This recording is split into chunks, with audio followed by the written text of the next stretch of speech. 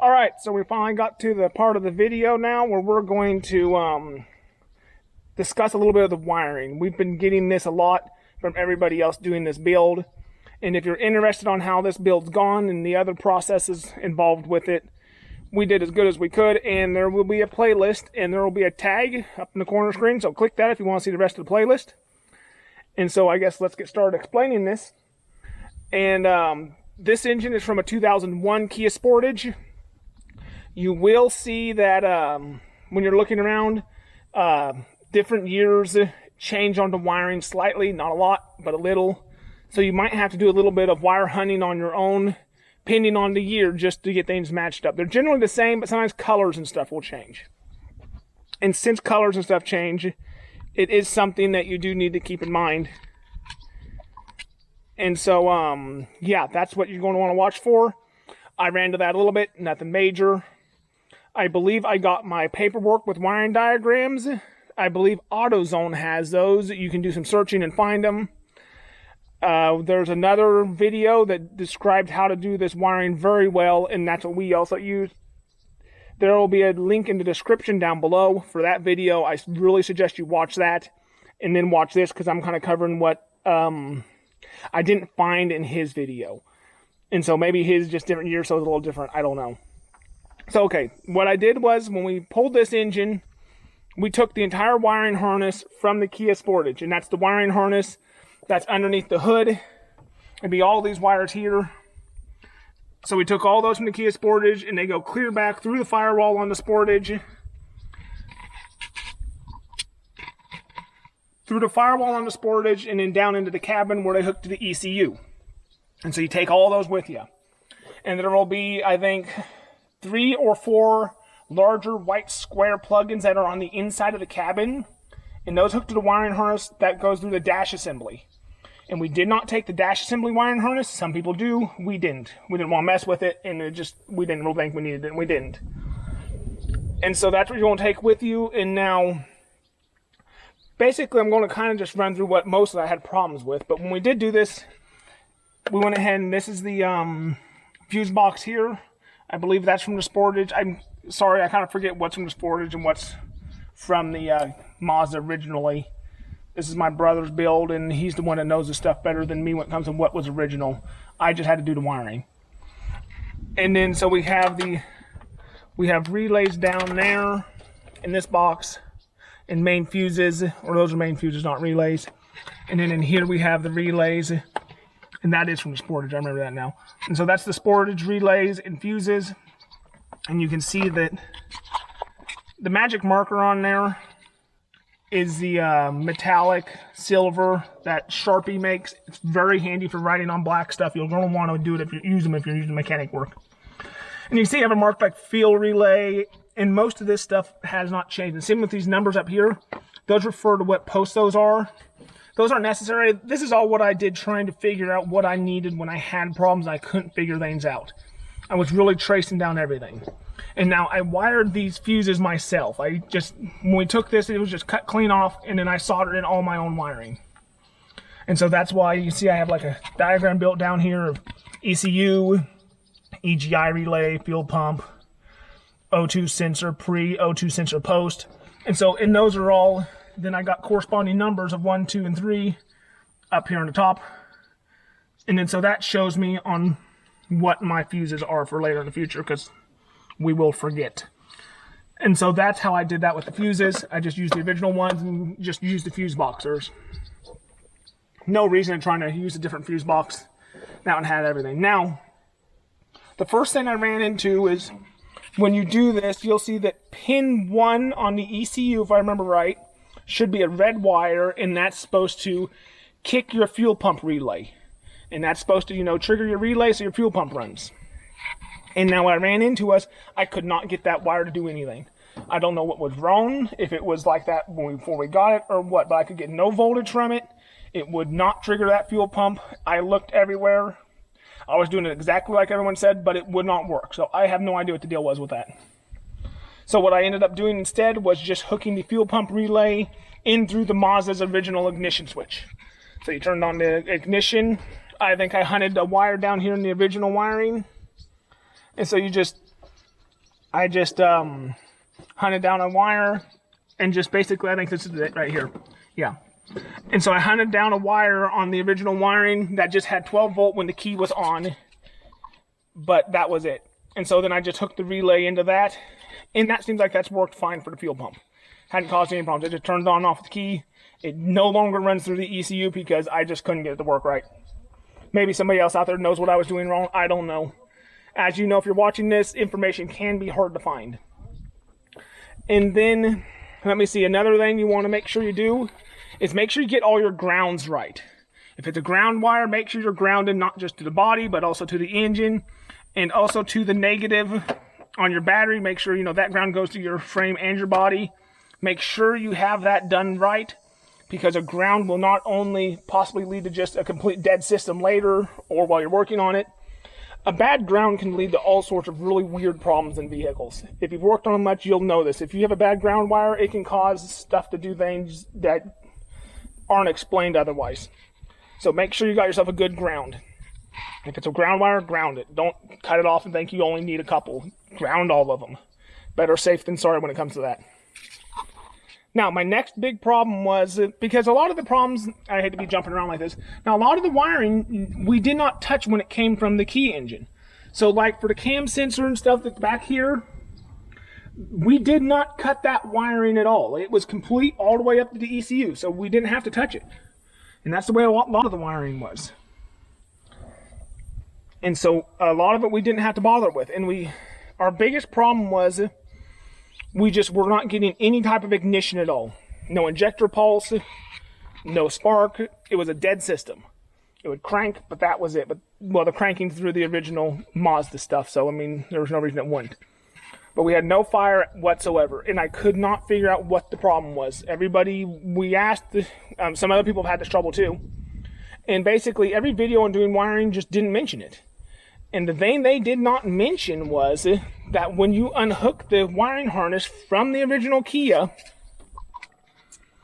those white plugs I mentioned, I think there's, like I said, 3 or 4, and they're, oh, I don't know, probably 2 inch by 1 inch or 1/2 inch by 2 inch, something like that. I don't have them around anymore. And like I said, they plug into the dash assembly.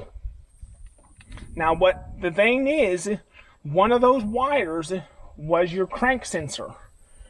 And it was not making a complete circuit because of that plug no longer being attached to anything. Nobody mentioned this when they mentioned not using that stuff. They did not mention that you have to make a splice and find that. And so that was what our problem was. It took me a very long time to hunt down that's what the deal was, because people just didn't mention it. And so I finally just used an ohm meter and checked continuity until I finally found it. And so what we did was, down here, where your crank sensor is, you can see this, but down here in the transmission is where your crank sensor is. Here's the wire here. It runs up there. There's the plug. Now, I just used 4 blade connectors because I did not have the other end of that plug. If I remember right, it was brittle and no good. It was junk when we got it. So I just used some blade connectors from the hardware store. Put them in there, and then use some good silicone and pumped in there to keep moisture and stuff out. We've had no problems. So, if I remember right, you can probably look this up too. I could be forgetting. Sometimes I do.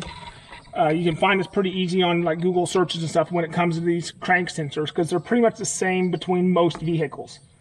I'd say almost all vehicles, because a crank sensor is basically 3 wires.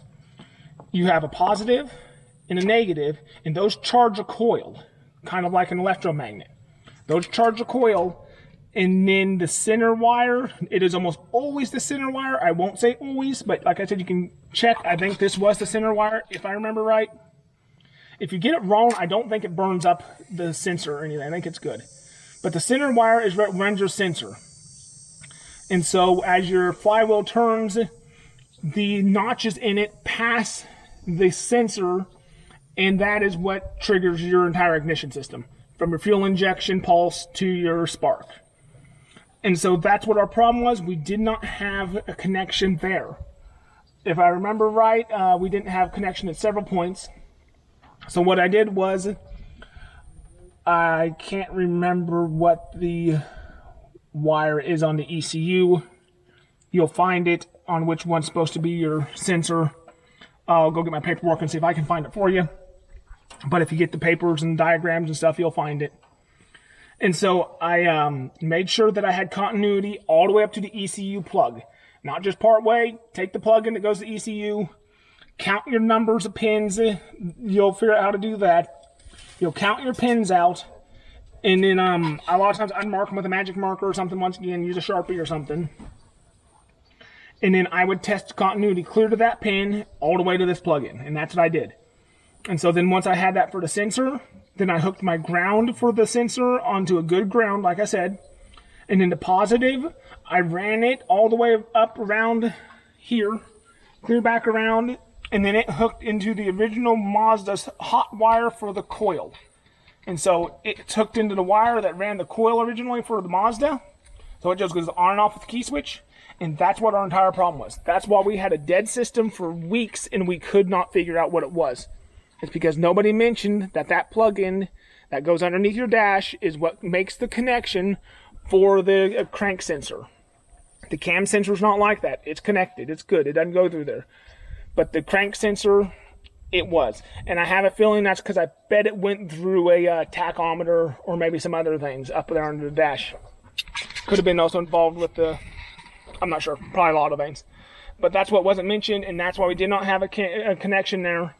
And that's kind of what I end up coming to the conclusion of, because there's only a couple of sensors in this vehicle that'll cause it to be a complete dead system. And so, yeah, once we solved that, then we were good to go. And I'm going to get some paperwork out, and I'm going to show you that on what I used. But other than that, there's not too much to really say here. Like I said, most of the wiring stayed the same. We didn't have to change it. It was just a few wires. And pretty much if you find yourself, and you can see there's a lot of plugs here, they don't go to anything. I need to clean a lot of this up still. It's still not completely done under here. But a lot of these plugs, they just don't go to anything anymore because we do not have those components. They're no longer part of this system since we did this engine swap. And if you find yourself thinking, I'm going to have to cut this entire wiring harness up and rebuild it because I'm missing something, I'm just going to do it from scratch, stop, don't do it. The second you start cutting that harness up, it's done for you. Might as well order another one. I'm sure there are people who will do a complete wiring harness build by scratch because there's a lot of people out there a lot better with this stuff than I am. But for the most part, you just don't need to unless you really want to. And so don't cut up your entire harness. Your best bet is to just search down and figure out what's not making the connection between that ECU plug-in and whatever plug-in you're working with or that you think isn't getting it. Just check continuity, have a good multimeter. That's all you need. They aren't expensive. And so check your continuity, make sure it's good, and then just go from one wire to the next. And you should find out what's wrong. Like I said, it's not too bad. It's just something about this crank sensor was like the it was like the one thing that nobody told us about while we were doing this. They told us everything else. They said to search for everything else. And I'm not saying that they were just being deceitful and not telling us. They just probably didn't have this problem. And that's what it comes down to a lot of times. Like I said, you know, it's different year to year. A lot of people use 97 engines. This is 2001. And even within the same year, wire coloring can change. Car manufacturers sometimes do things like that. Stuff's not always the same within the same year. We recently found out when our alternator went that this thing uses two separate alternators. And what I mean by that is the same exact model car, the same exact year, had two completely different alternators, and they are not interchangeable. Different mounts and everything. And so, yeah, it's just one of those things that not everybody knows. I mean, you get into this when you're doing repower swaps, stuff gets funny. So, yeah, okay, I'm going to go get the papers now, and we'll look at those. Okay, so here's my wiring. These are kind of the papers I got. This one came from a forum, if I remember right. We'll see if we can find that, and if we can, we'll put in the description. I don't know. A lot of the forums have gone belly up, and they've been deleted and they're gone. This one here, this one and this one are both part of the diagrams I got from AutoZone. They're just on their website. I'll see if I can't find those too and put those in the description. Anything I can find that I use, that I can still find or is still available that I use, I will put in the description. And so, but these are the three papers I used most. And the reason the papers I used most is this one is here is more of already kind of the This one here is already kind of the diagram that was made up by somebody else who does these. I think this might have been the guy that has a YouTube video I'm going to link.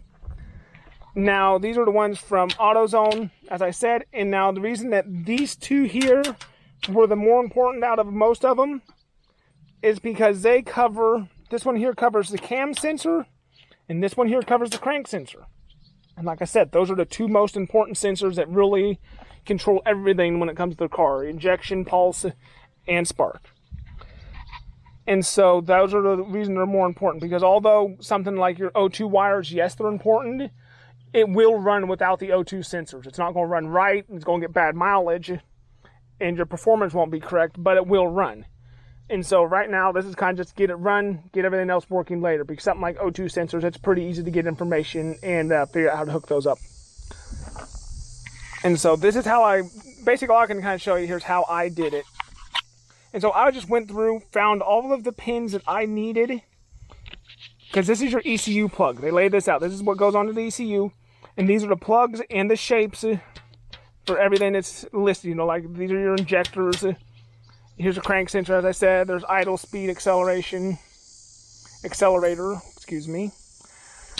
That's the purge solenoid valve plug. So it also gives you an exact idea of what the plugs look like and which wires are which. That's going to be very handy if you end up having to solder anything in or fix something. And so I went through and I wrote in the wiring. And the reason I wrote this in with markers, because when you print these, they're kind of small and they can be hard to see. And if you're just working fast and you don't want to try to look at something with a magnifying glass, then I drew them bigger.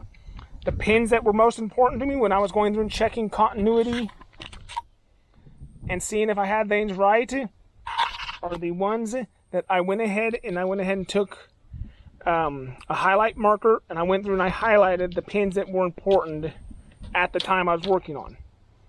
And so that's what I did there, and worked really well so I could keep track of what I was doing. And then here's what your crank sensor, the thing that caused me all the trouble, that's what the crank sensor plug looks like. Now I'm going to look this up and make sure, and then I'll put it up on the screen probably about right here.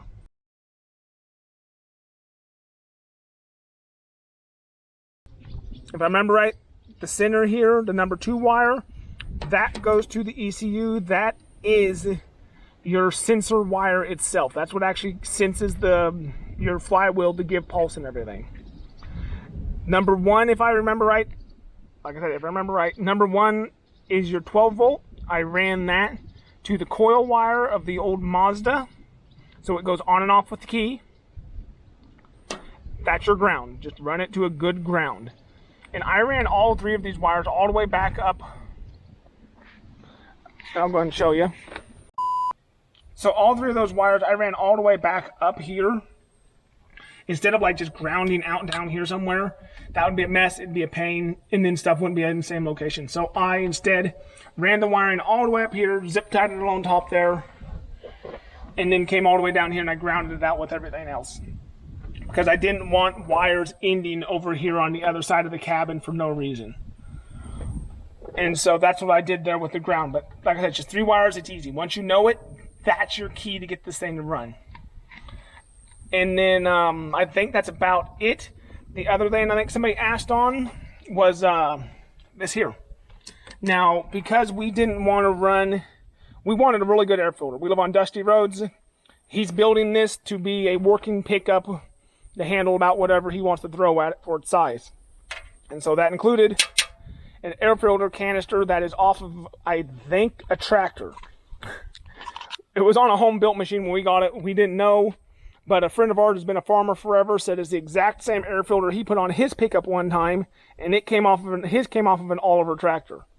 And so we're thinking that might be what it's off of, was an Oliver tractor.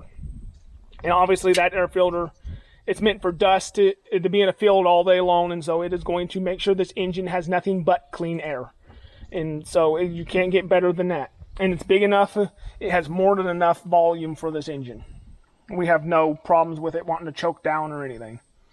So, but with that, when you get rid of the original air box, you lose your air temp intake. And your air temperature intake is very important because it tells the engine what the temperature is like outside, and how it should run. And so you do need that. I've heard of people saying they can just dangle them in front of their air filter and it'll work good enough temporarily, and it will. But what it comes down to is you need to get that in there on the back side of the filter, so clean air, you don't got any dirt going on over your sensor or anything. This is just a PVC pipe elbow from the hardware store. And these rubbers here, those, I believe, if I remember right, are rubber connectors from the hardware store that you just use in plumbing. And so what I did was, it lucked out and it was the right size. It just went right on here, and they fit right over the outside of an elbow for a PVC elbow. And to get this sensor mounted, I took the original Kia Sportage air cleaner box, and I knocked the mount out. There's kind of an aluminum or some little cruddy pop metal mount for that. And so I knocked that out of the box, and then I just drilled a hole in the elbow, just a tiny bit smaller because that had grooves in it, kind of like splined. And then I just tapped it at the hammer, and those splines just cut into the PVC. And so that made a real tight, nice mount. And then I used plumber's putty, or kind of it's like a weld putty. You probably used it. It's a 2-part putty you mix together. It hardens up really hard. So I got some of that, put on there, smoothed it down real good. To smooth it down, you just kind of put a little water on your finger, and you can just kind of smooth it down real nice. Use a latex glove. That stuff's not good for your skin. It's nasty. And so put a glove on, wet it down, and you can kind of smooth it out. And then once it was done, I hit it with a little sandpaper and kind of just polished it over. And then I just roughed that entire elbow up with sandpaper, just so it'd have a little bit of a bite for the paint. I spray painted it black. We mounted it, and it looks pretty good, and it has worked perfect. So we got, that's what this wire is here. That is just the cold air intake. And that's another wire that we did not have to splice. It was in the system just as it was. There was no breaks. The reason it was wrapped in tape is because the, this wire coating on this engine, it had gotten enough heat just from, like they do, it had gotten brittle. And so for a lot of it, I put tape on a lot of the wiring just to protect it. Especially out here, we always have trouble with mice or rodents or something wanting to get in there and eat everything out of your engine. So it's good to keep everything covered up. But I think that pretty well covers us on what needs to be done. And like I said, what sometimes is missed in some of these other videos, or people talking about these engines and how to do this. Because mounting the engine, that's why we use these. As you know, they're easy to mount because it's the same block. It's the wiring that's daunting, and it's the wiring that is the hardest and probably the scariest part of the whole thing, because as you know, with these newer engines where they're all computerized, the wiring is everything. The engine's as good as junk if the wiring's not right. And so, yeah, that's the worrisome. So I hope this helps you out and get you on the right path. Make sure you check the description, because that's where all the links will be for any of the papers I used to do this, any of the videos that helped me. If I used it and it helped me get this done, we're going to put it in the description if it's still available. And so we're going to try hard to make sure that is, because I know there's a lot of people wanting more information on this, and there is not very much information. And so, all right, well, I hope this helped then. And don't forget to like, subscribe, make sure you hit the notification bell, and then leave a comment down below if you have a question. We're always happy to answer any questions on this rig, and try to help anybody else out that's doing the same work. And so, yeah, just tell us your thoughts. All right, thanks for watching.